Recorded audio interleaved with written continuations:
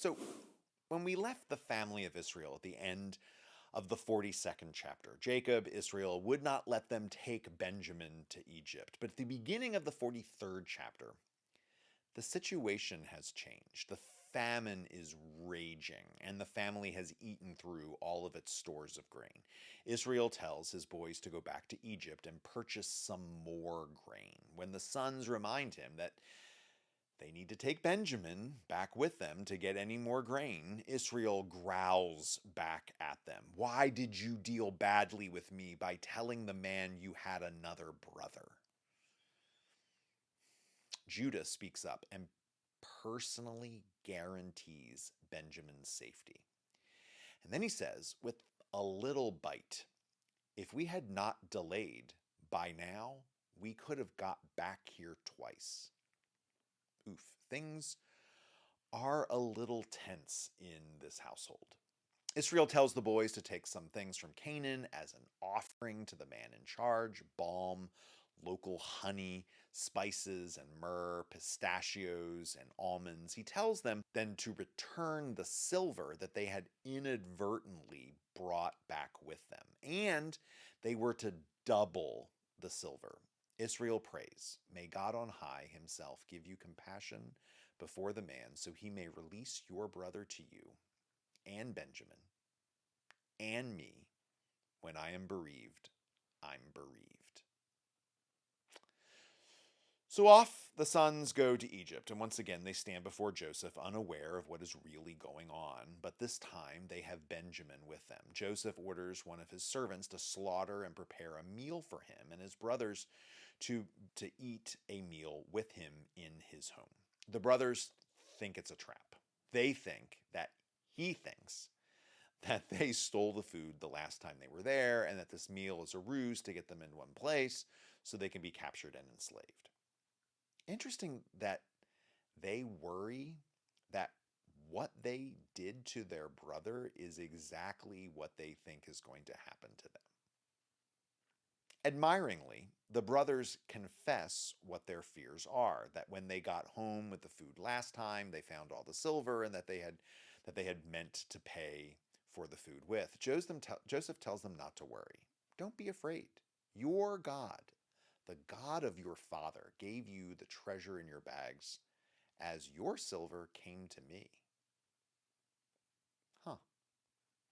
Then Joseph released Simon, who had been languishing in prison. The boys washed their feet, cleansing themselves from the long journey to Egypt, and they got their offerings out. Joseph came home, and they gave him the offerings from the home country. Joseph asked them about their father, wondering if he was well and still alive. Then, after hearing that he was alive and well, Joseph's eyes landed on Benjamin. Then Joseph hurried because his insides burned for his brother and looked for somewhere to cry, and came to a room and cried there. They had a great feast together, and then sacks and sacks of provisions were carried and sat before the brothers. And Benjamin's load was 5 times the size of any of his brothers. Joseph had ordered that their grain bags were filled to the brim. But then he also ordered something else. The brothers left with their haul, but before they had gotten far, Joseph sent riders to stop them. Then Joseph's spokesman indignantly asked them why they had treated him so badly when he had treated them so well. They had no idea what he was talking about. Joseph's soldiers rummaged through each of the grain bags that belonged to each of the brothers, from oldest to youngest, and when they got to Benjamin's bag, they found Joseph's special drinking goblet. The brothers couldn't believe it. They tore their clothes in grief.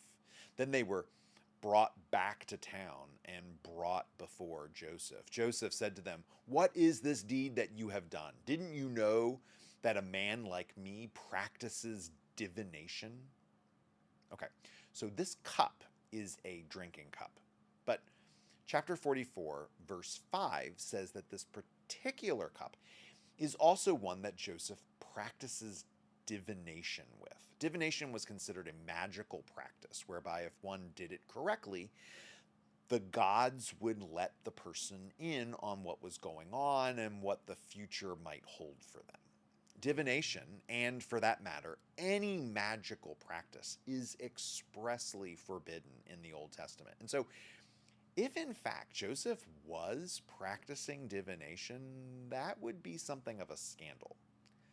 We aren't told if that's exactly what Joseph did with the cup, but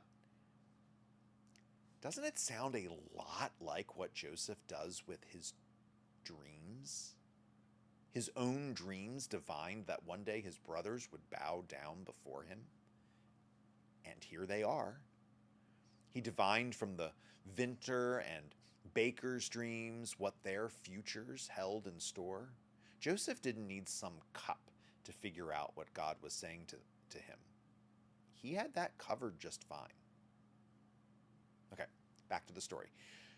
Judah asks for Joseph's ear because it looks like Benjamin is about to be arrested and enslaved in Egypt for royal theft.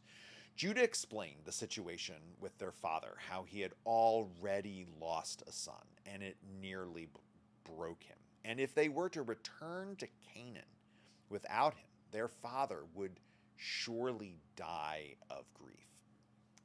Then, in a rather stunning move, Judah offers to be imprisoned in Benjamin's place. Judah says, "How can I go up to my father with the boy not with me?"